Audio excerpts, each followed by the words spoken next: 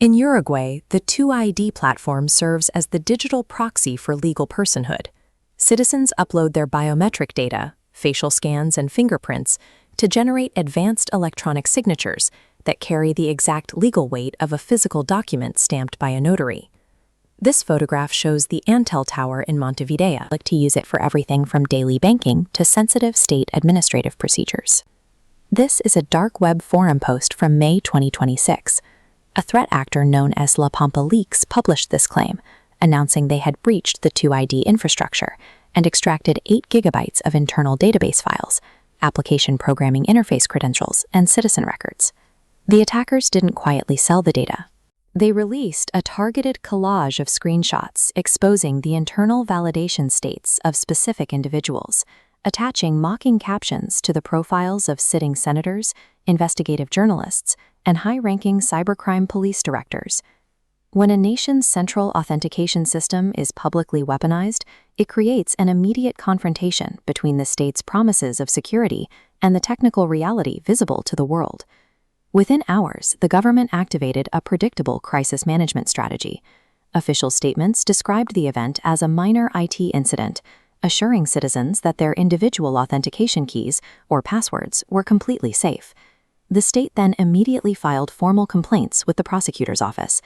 By moving the incident into an active criminal investigation, technical spokespersons could legally decline to answer specific questions from the press or independent auditors about the nature of the breach. While press releases assured citizens that the system remained reliable, sensitive contact matrices containing hundreds of thousands of citizen emails and phone numbers were already circulating in underground forums. For an institution facing a catastrophic security failure, the primary reflex is often the protection of its own reputation through narrative control. Into this information vacuum stepped independent cybersecurity professionals, led by former Interpol forensic examiner Alberto Daniel Hill. These researchers began dissecting the leaked data to test the validity of the state's claims. They identified a glaring contradiction. While the state focused entirely on the safety of user passwords, the researchers analyzed the leaked backend files and found exposed API keys, the specialized credentials that servers use to communicate directly with one another.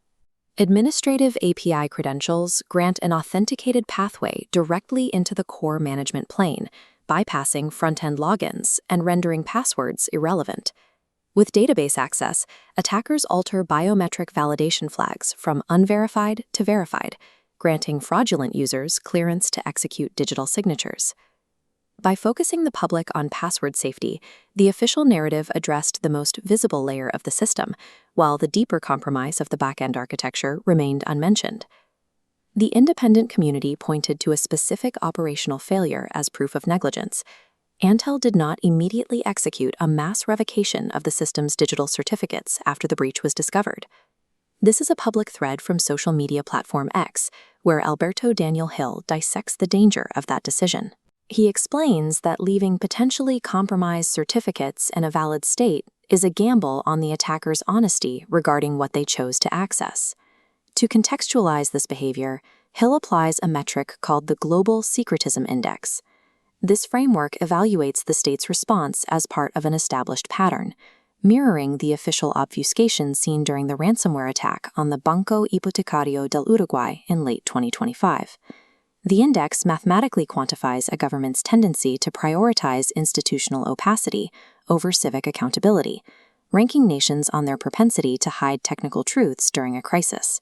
By keeping the digital signature system online without rotating the foundational cryptographic keys, the state prioritized the illusion of operational continuity over actual safety.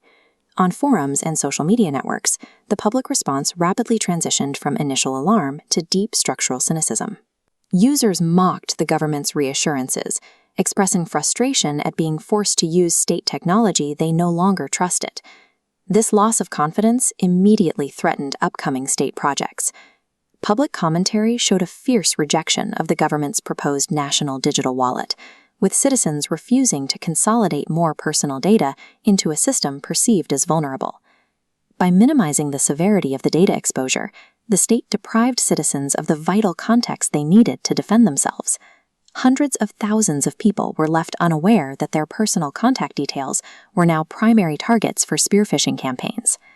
While hackers took the data, the institutional response eroded the civic foundation required for digital transformation.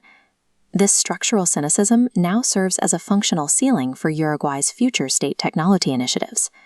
In response to this recurring cycle, Hill advocates for a philosophy of radical transparency. He argues that openly admitting vulnerabilities and rapidly disclosing breach details is the only way to maintain true digital sovereignty. The traditional model relies on projecting an image of absolute security, an image that shatters the moment a breach occurs. A resilient model assumes breaches are inevitable and prioritizes the public's ability to respond through immediate disclosure. As state infrastructure centralizes, independent threat researchers fill a vital role. By stress testing official narratives and validating leaks, they function as the immune system of a modern digital society, swarming threats that institutions attempt to ignore. Whoever controls the narratives surrounding a breach dictates the future of the digital social contract. In an environment defined by institutional secrecy, independent truth seekers remain the final line of defense against both cybercriminal exploitation and state cover-ups.